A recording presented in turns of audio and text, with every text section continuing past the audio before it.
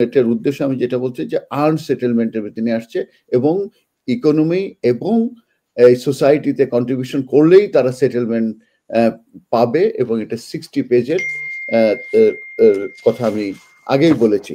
এবং এই ক্ষেত্রে আমাদের যে হোম সেক্রেটারি উনি বলেছেন যে এই মডেলটা মূলত ইন্ট্রোডিউস করা হচ্ছে সেটেলমেন্ট, এটা আর্ন করার জন্য, এটা অটোমেটিক্যালি কাউকে দেয়া হবে না।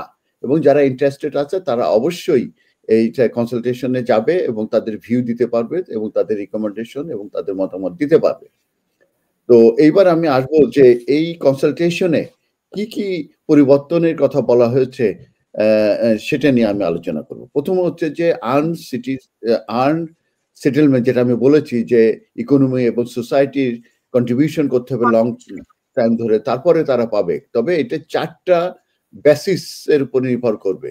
প্রথম হচ্ছে আপনার ক্যারেক্টার, তার গুড ক্যারেক্টার হতে হবে, তার কোনো ক্রিমিনাল কনভিকশন থাকতে পারবে না, সে কোনো রকমের পারসিস্টেন্স কোনো অফেন্স করতে পারবে না, এইভাবে তাদেরকে একেবারে নিট অ্যান্ড ক্লিন থাকতে হবে, তাহলে এই গুড ক্যারেক্টার ভিতর পড়বে। এটা ওয়ান অফ দ্য রিকোয়ারমেন্টস হচ্ছে এই আর্ন সেটেলমেন্টের।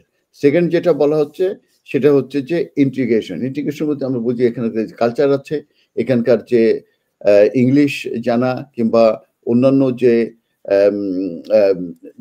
যে নর্ম কিংবা কালচার এগুলো আছে, এগুলো ইন্টিগ্রেটেড হতে হবে, এদের মতো হতে হবে, সেইভাবে এরা চায়, সেটা কথা বলা আছে। আর থার্ড যেটা কন্ট্রিবিউশনের কথা বলা হচ্ছে, যেটা আমি বলেছি ইকোনমি এবং সোসাইটিতে তাদেরকে কন্ট্রিবিউশন করতে হবে, তাহলে পরে তারা এই সেটেলমেন্টের যে রিকোয়ারমেন্ট সেটা তারা স্যাটিসফাই করবে। আর একটা হচ্ছে রেসিডেন্স, তাদেরকে এখানে কন্টিনিউয়াসলি থাকতে হবে। এই 4টা পিলারের কথা বলা হচ্ছে। সেকেন্ড যেটা বলা হয়েছে যে এই কোয়ালিফাইং পিরিয়ড ফর আইলার যেটা, এটা বেড়ে 5 থেকে 10 বছর হবে। আর 15 ইয়ার্স হবে কাদের জন্য? যারা লো স্কিল ওয়ার্কার হিসাবে আছে, বিলো RQF লেভেল 6।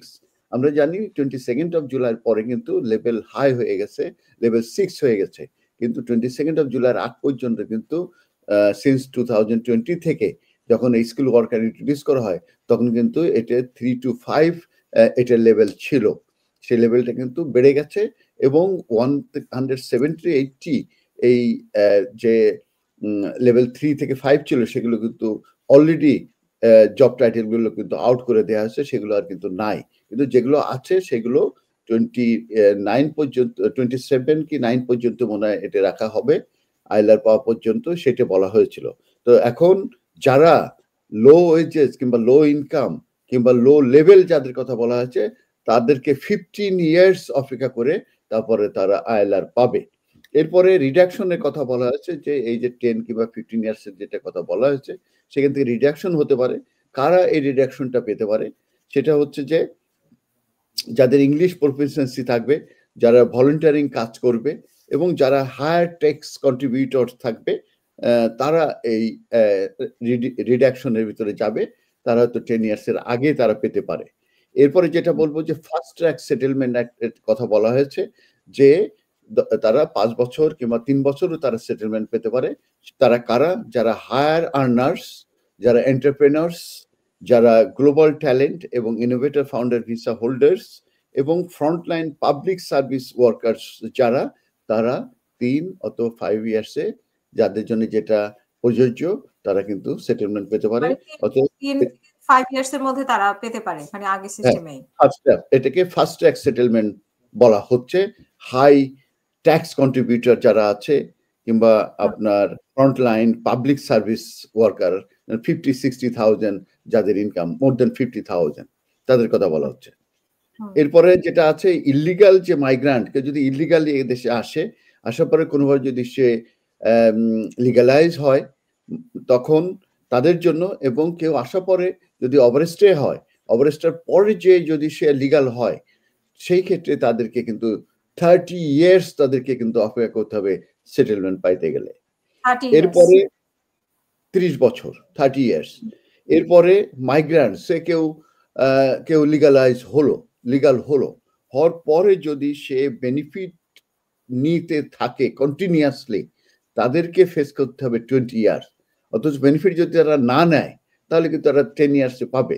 আর বেনিফিট যদি তারা নিতে থাকে সেটা কিন্তু ডাবলিং হয়ে যাবে 20 ইয়ার্স পরে যেয়ে কিন্তু তারা এই আপনার সেটেলমেন্টের জন্য তারা এলিজিবল হবে। আবার সেটেলমেন্টের কথা আমি যেটা বলেছিলাম, আইএলআর কথা যেটা বলেছিলাম, যে তাদের যে বেনিফিটে এক্সেস কিংবা এনএসএস এক্সপ্রেস সব ধরনের ফ্যাসিলিটি তারা ব্রিটিশ সিটিজেনের মতো পেয়ে থাকে। সেটেলমেন্টের একটা নতুন কন্ডিশন আসতে পারে এবং এই কনসালটেশনে বলা হয়েছে যে সেটেলমেন্টেও no request to public fund এই কন্ডিশনটা অ্যাড করা হতে পারে। এরপরে আসছে ক্রিমিনাল রেকর্ড মানে থাকতে পারে থাকা অবস্থায় কোনো ইয়ে পাবে না, বেনিফিট পাবে না, এরকম বেনিফিট কন্ডিশন আছে। পাবে না। আবার বেনিফিট থাকলে আইএলআর পেতে অনেক দেরি হবে, 20 ইয়ার্সে চলে যাবে। এই মানে আর অলরেডি যারা বেনিফিটে আছে তাদের নাগরিকত্ব পাইতে, মানে পাসপোর্ট পাইতে অনেক দেরি হবে, এরকম? তাদের হ্যাঁ, এখানে ওই কথাটা আমি বলছি, আপনার প্রশ্নটা আমি জেনে রাখলাম আর দুটো আনসার দিয়েই আপনার ওই প্রশ্নে চলে যাব। যারা অলরেডি আসছে, যারা অলরেডি আছে সিন্স 2020 থেকে ইউকেতে আসছে, আসার পরে যারা জেনারেল মাইগ্রেশনে আছে, লিগালাইজ হয়েছে, তারা যদি বেনিফিট নিতে থাকে তখন কি হবে সেটা আমি বলছি। এরপর